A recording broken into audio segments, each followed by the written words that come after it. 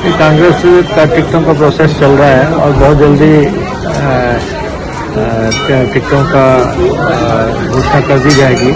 और मंडी सीट पे तो टिकट की घोषणा हो चुकी है पार्लियामेंट की, और विक्रमादित्य सिंह को चुनावी दंगल में उतारा गया है, जो हमारे पीडब्ल्यूडी मिनिस्टर हैं।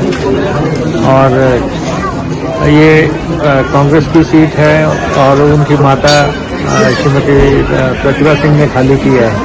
इस सीट को हम रिटेन करेंगे किसी भी कॉस्ट पे। एक कंगना जी को भारतीय जनता पार्टी ने चुनाव में उतारा है, लेकिन प्रदेश के विकास के लिए यहाँ पे एक सीरियस राजनेता की जरूरत है, जो इस कॉन्स्टिट्यूंसी के विकास को देखे। और जितने भी फिल्म स्टार अभी तक राजनीति में आए हैं, उनका प्रयोग यही बताता है कि वो जो है या तो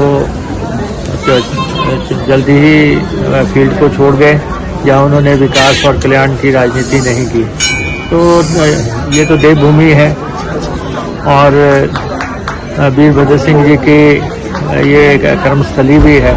वो 6 दफा मुख्यमंत्री रहे, 7 साल की उनकी राजनीति रही, केंद्र में मंत्री रहे, हिमाचल कांग्रेस के अध्यक्ष रहे। और उन्होंने जो यहाँ पे बोया है उसकी कटाई जो है कांग्रेस पार्टी करती आई है, और लोगों ने उसमें पूरा साथ दिया है। और इस समय विक्रमादित्य सिंह बेहतरीन कैंडिडेट हमारे पास थे, और इसीलिए उनकी मदद ने ये सीट छोड़ी है। और दूसरा, कंगना रनौत भी ये चाहती थी कि प्रतिभा सिंह चुनाव ना लड़ें, और तो हमने उनकी बात भी रख ली कि जो वो चाहती थी उनके मुताबिक भी हमने फैसला कर दिया कि विक्रमादित्य लड़ेंगे। और विक्रमादित्य यूथ आइकन है और बहुत बड़ी उनकी फॉलोइंग है, और बहुत अच्छा रिस्पांस उनको मिल रहा है। और हम मुद्दों की राजनीति करेंगे, हम विकास की राजनीति करेंगे, कल्याण की राजनीति करेंगे। हम जो है निम्न स्तर की राजनीति में ना हम विश्वास रखते हैं, ना हम करेंगे। कंगना कहाँ से आई है, क्या उनकी पृष्ठभूमि है, हमें इन बातों से कोई सरोकार नहीं है। हमें तो ये है कि ये जो हमारी सीट है मंडी, कुल्लू और इस बाकी ट्राइबल इलाका यहाँ पे आता है, इनके विकास के लिए क्या होना है। कुछ लोग इस चुनाव को जो है की दिशा भटकाना चाहते हैं, तो हमारा ऐसा कोई मकसद नहीं है।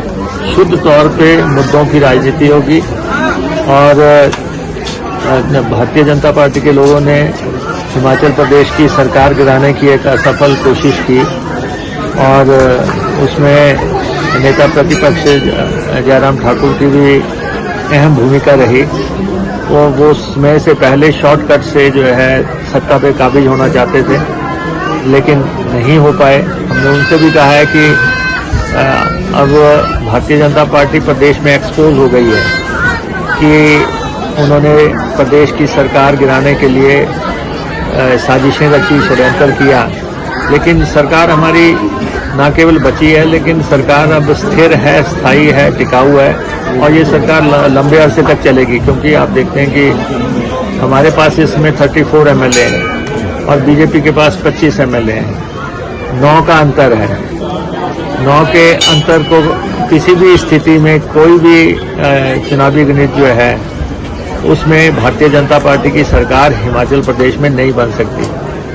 और अगर 68 का भी हाउस होगा, अगर ये 6 सीटों के चुनाव के बाद 68 के हाउस में भी हमें तो 1 सीट की जरूरत है, उनको 10 की चाहिए, 10 चाहिए। इलेक्शन अभी 6 पे हो रहे हैं, तो उनकी सरकार कहाँ से बन जाएगी। जो ये बार बार कहते हैं कि हम 4 जून को सरकार बना लेंगे, कोई सरकार की संभावना नहीं है।